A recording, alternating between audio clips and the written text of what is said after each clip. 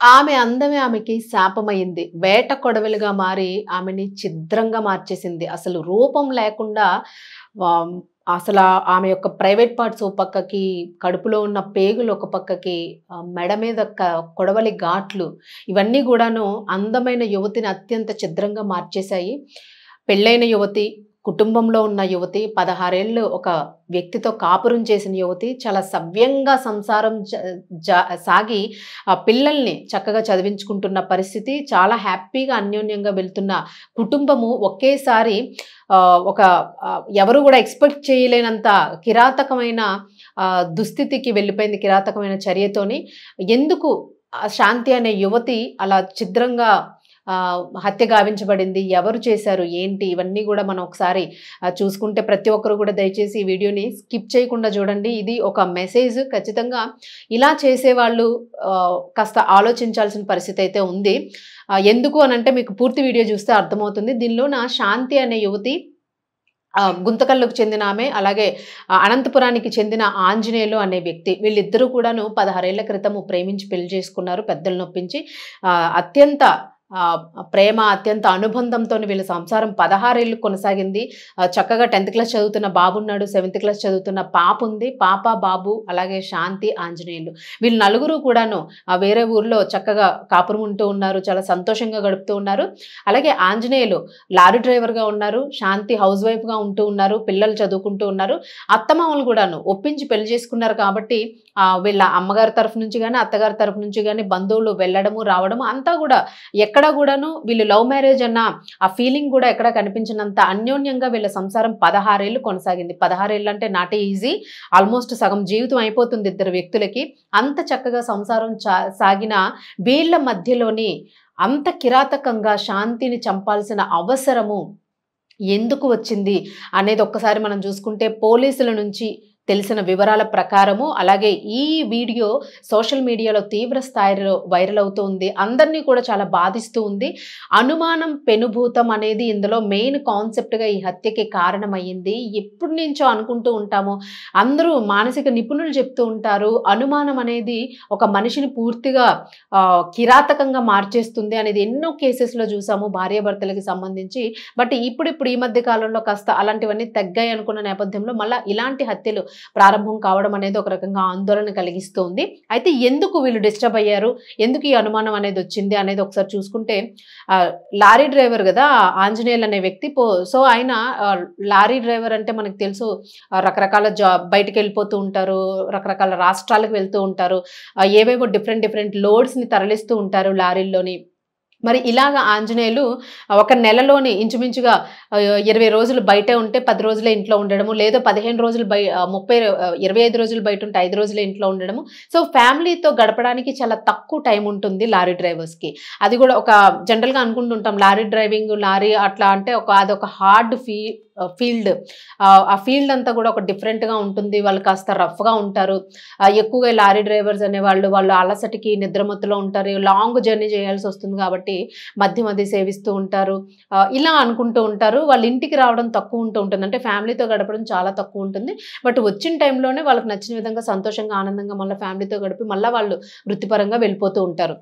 ఎవరో కొంతమంది మధ్యస్థంగా ఏవో చిన్న తప్పులు చేస్తున్న వాళ్ళు ఉంటారు గానీ, బట్ అనేక మంది మాత్రము వాళ్ళు చక్కగా డబ్బులు సంపాదించుకుంటారు. మళ్ళా ఇంటికిస్తారు. మళ్ళా తమ ఉద్యోగం తాము చేసుకుంటూ వాళ్ళ వరకు వాళ్ళ వృత్తికి న్యాయం చేస్తారు. కుటుంబానికి కూడా న్యాయం చేస్తారు.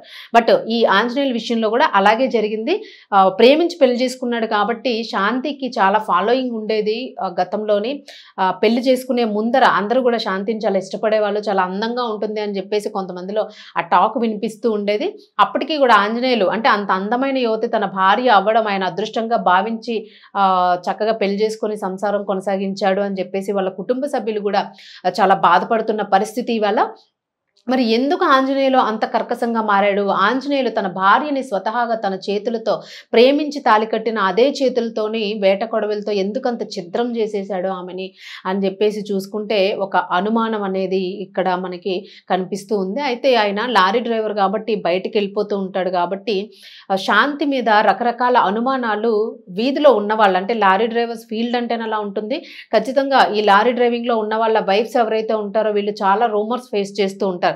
పాపం వాళ్ళు చేయని తప్పుకి, చేసిన తప్పుకి అన్నిటికీ కూడా వాళ్ళు అనేక రకాల అవమానాలు పడుతూ ఉన్న వాళ్ళు చాలా మంది ఉంటూ ఉంటారు. ఇలాంటి అనుమానాలు వచ్చి గొడవలు జరిగి మళ్ళీ సద్దుమణిగి కుటుంబం మళ్ళీ నార్మల్‌గా అయిపోతున్న వాళ్ళు కూడా చాలా మంది ఉంటూ ఉంటారు.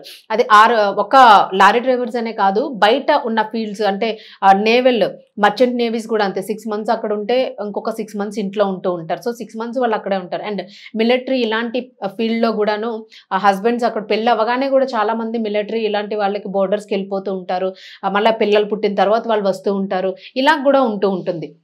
బట్ భర్త లేనంత మాత్రాన ప్రతి భార్య తప్పు చేసేస్తుందనో, భార్య దగ్గర లేనంత మాత్రాన ప్రతి భర్త తప్పు చేసేస్తాడనో, ఇది నిజంగానే ఒక రకమైన సైకలాజికల్ ప్రాబ్లం తప్ప, లేని అనుమానాలు క్రియేట్ చేయడం తప్ప అక్కడ నిజంగా జరిగేది చాలా తక్కువ ఉంటుంది. ఇలాగే కుటుంబాలని లాస్ అయిపోతున్న పరిస్థితులు చాలా మంది ఎదుర్కొంటూ ఉన్నారు. ఈ కేసులో కూడా అదే జరిగింది. ఆంజనేయులు బయటికి వెళ్ళేటప్పుడు శాంతి మీద ఆంజనేయులు స్నేహితుడు తిప్పేస్వామి అనే ఒక వ్యక్తి శాంతి మీద ఎప్పటి నుంచో కన్నేసున్నాడు. మేబీ మరి బిఫోర్ మ్యారేజ్ నుంచి ఉండుండొచ్చు. మ్యారేజ్ అయిన తర్వాత కన్నేసాడా అనేది తెలియదు కానీ, కామంతో ప్రతిరోజు కూడా రగిలిపోయేవాడు ఆ తిప్పేస్వామి అనే వ్యక్తి. ఎప్పుడైనా సరే శాంతిని ఖచ్చితంగా అనుభవించి తీరాలని ఒక టార్గెట్ పెట్టుకున్నాడు. చాలాసార్లు ప్రయత్నం చేశాడు. శాంతికి ప్రపోజల్ పెట్టాడు. ఆంజనేయులు బయటికి వెళ్ళిపోయినప్పుడు ఇంటికి వచ్చి ఆమెను ఇబ్బంది పెట్టడం చేశాడు.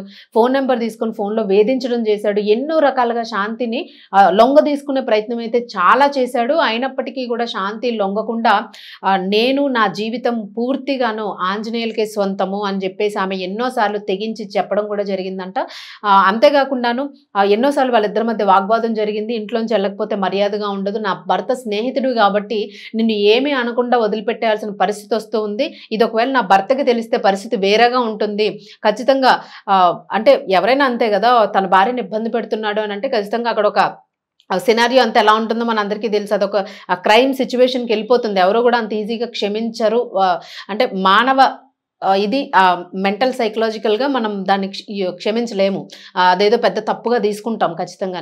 సో తన భార్యకి హాని పెడుతున్నాడంటే ఖచ్చితంగా తన మీద చర్య తీసుకుంటాడు. కాబట్టి ముందే శాంతి ఈ తిప్పేస్వామిని హెచ్చరించడం జరిగింది. దయచేసి నన్ను వదిలేసి నా ఇంటికి రావద్దు, నన్ను లొంగ తీసుకోవాలని ఈ ప్రయత్నం ఎప్పటికీ ఫలించదు. నేను ఎప్పటికైనా సరే నా భర్త ఆంజనేయులకి నేను సొంతం, బతికున్నా చనిపోయినా కూడా అని ఆవిడ తేల్చి చెప్పడం జరిగింది.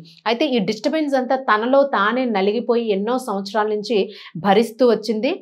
భరిస్తూ వచ్చిన నేపథ్యంలోని ఈ తిప్పేస్వామి ఇంకా లొంగేటట్టుగా లేదు. శాంతి ఎలాగైనా శాంతిని లొంగించుకోవాలి, అయితే శాంతి నాకు దక్కని శాంతి ఇంకెవరికి కూడా దక్కడానికి వీలు లేదు అని చెప్పేసి ఒక కసిని పెంచుకొని ఆ కసినంతా కూడాను పూర్తిగా ఆంజనేయుల వైపు డైవర్ట్ చేశాడు. శాంతి భర్త ఆంజనేయుల వైపు డైవర్ట్ చేశాడు.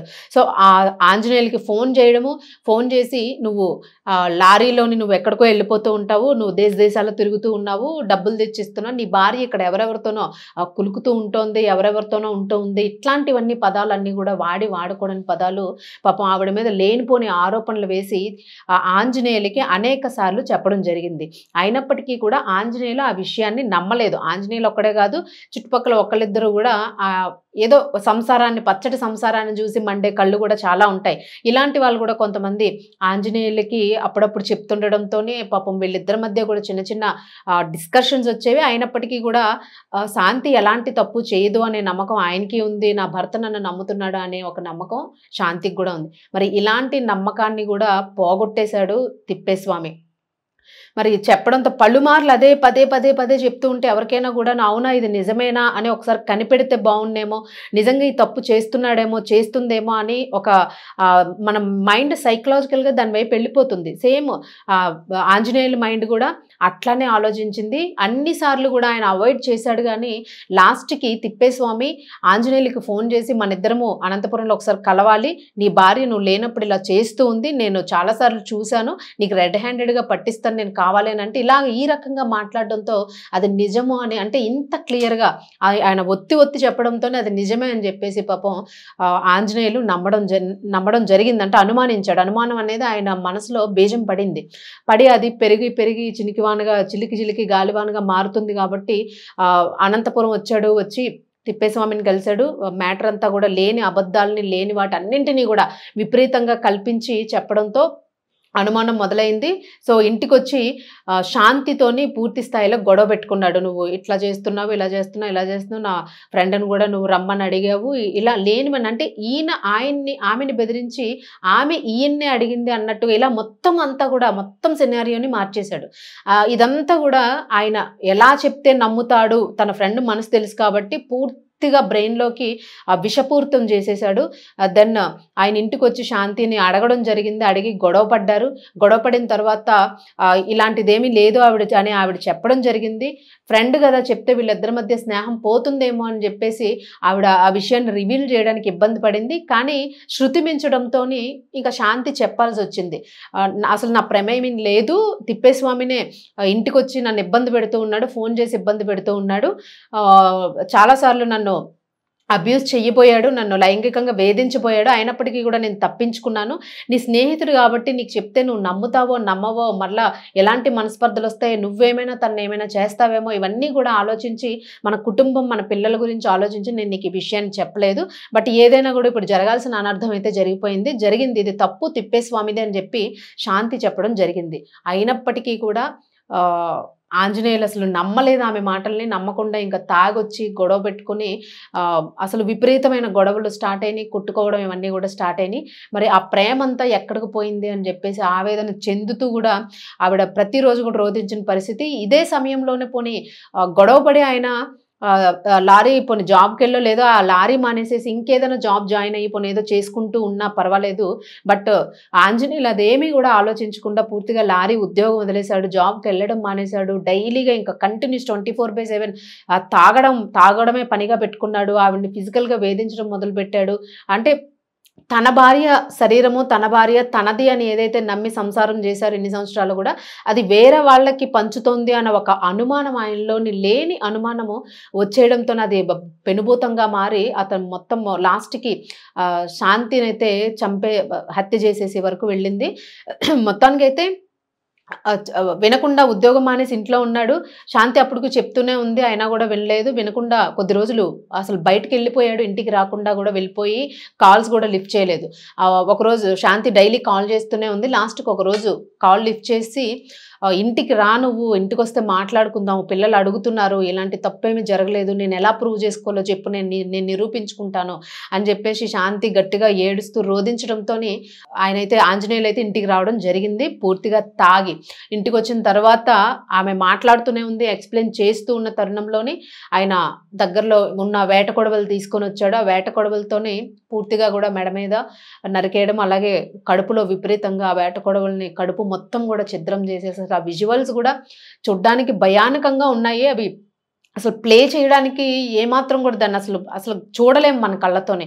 అత్యంత దారుణంగా, అత్యంత కిరాతకంగాను కడుపులో పొడిచి పేగులు లాగేసేసి మొత్తం ప్రైవేట్ పార్ట్స్ అన్నీ కూడా కట్ చేసేసి మర్మాంగాలన్నింటినీ కట్ చేసేసి మొత్తం ఛిద్రం చేసేసాడు బాడీ అంతా కూడాను.